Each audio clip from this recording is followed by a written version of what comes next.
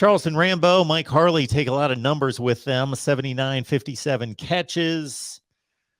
Those two were gone in particular, but the wide receiver core in regards to this next wave, they made some plays down the stretch. Absolutely. You got three names in particular. We'll start out with the big one, Keyshawn Smith. I mean, number 5, number 1 in Cam Underwood's heart, number 5 for the Miami Hurricanes. Um, California Kane, West Coast Kane, came from over there, and he's bigger than you think, at a legit 6'2", faster than you definitely think, can move, and he made some plays necessary when we allowed TBD to just play ball, just go out there and play ball. And I like 5. I love what he brings to the table. He plays with the passion of a Miami Hurricane. Like, I seen him get hit on a slant against North Carolina. He popped up and was fired up more than the DB who hit him. Like, it's like, yeah, I like that. I love it. That's the kind of, that's the lineman in me. We embrace contact, but it was the fact that he went out there and played the ball the way that we want our guys to play. And that's fired up, excited to be out there, excited to be a part of a team, and excited to make plays. There's nothing like popping up and throwing up that you in the stadium after scoring a touchdown. You did it in Tallahassee, you done it in North Carolina, you did it plenty of times here at our home stadium, Hard Rock Stadium, and hopefully we get a chance to get more people in there so that he can do it in front of a sellout crowd. But it's nice to see him make the plays that he has. The second person that's big and came on really well towards the end of last year with some big plays is Jacolby George, man. He 1-5, number 15.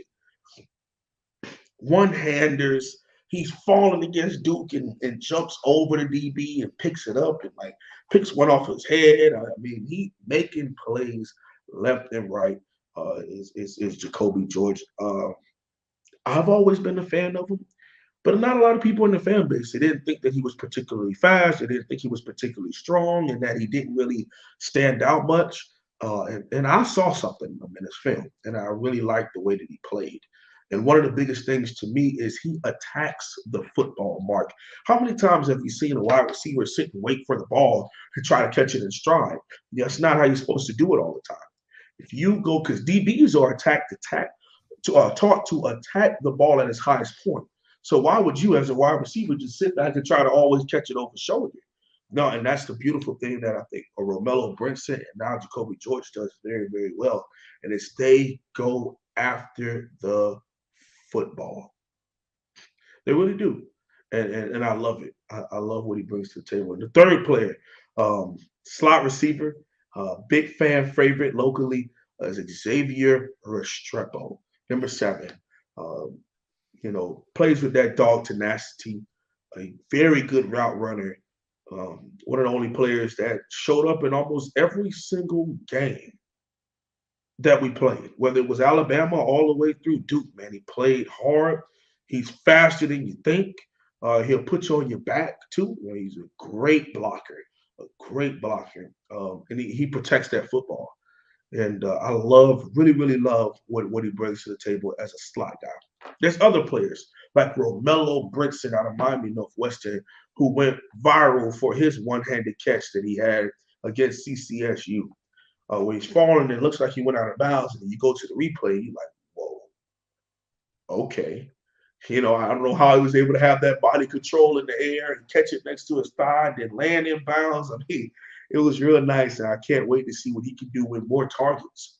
And the way that he brings in that ball, what he brings as a 6'2", he's that real X receiver that you want. Him and Keyshawn Smith are going to be definitely the outside guys eating up for the University of Miami, man. Then there's some other guys who we're waiting to see what's going to happen with them. You got Dazzling Warship, wide receiver out of Alabama, a couple recruiting classes ago, been dealing with some hip injuries and some concussion issues, so he hasn't really played much for Miami. Michael Redding III, a legit 6'2", 200-pounder, looks amazing in as far as physique wise. Hasn't really gotten a chance to play much. He dealt with some neck and some concussion issues post spring, so he really didn't get a chance to play a lot last year. And last but not least, you have the freshman that we signed, Isaiah Horton, 6'3", 190 pounds, the number 51 wide receiver in the country, signed with the University of Miami. Going to be, again, that kind of X, big fade route, big play dude, put the ball up and let him go attack it kind of wide receiver. Can't wait to see what he brings to the table over his time here at Miami. And even better, I think he will be blessed to be able to get a red shirt. A lot of our guys hadn't had a chance to do that, to get acclimated, to get used to the eating regimen and things of that nature. Is going to be great for him. And last but not least, former 4-star, borderline 5-star recruit Frank Latson out of Miami, but he went to Clemson, transferred to the University of Miami, a 6'3", 205-pound senior. Had his time at Clemson, made some plays there, made some plays when Miami has played Clemson in the time against us, but I love him. I love what he brings to the table. He's not some blazer. I think he's more of a total package. I don't know if he will have the kind of impact that a KJ Osborne has had, and as a with some Charleston Rambo, these transfer wide receivers that have come in and just changed life for Miami. But either way, he's gonna come in and make plays when that ball is in the air. And I think our wide receiver core is one of the best, especially the ACC. Country-wise, we'll see. But as far as the total package and all they bring to the table and what each young man individually brings, I think Miami has one of the best wide receiver cores in the ACC.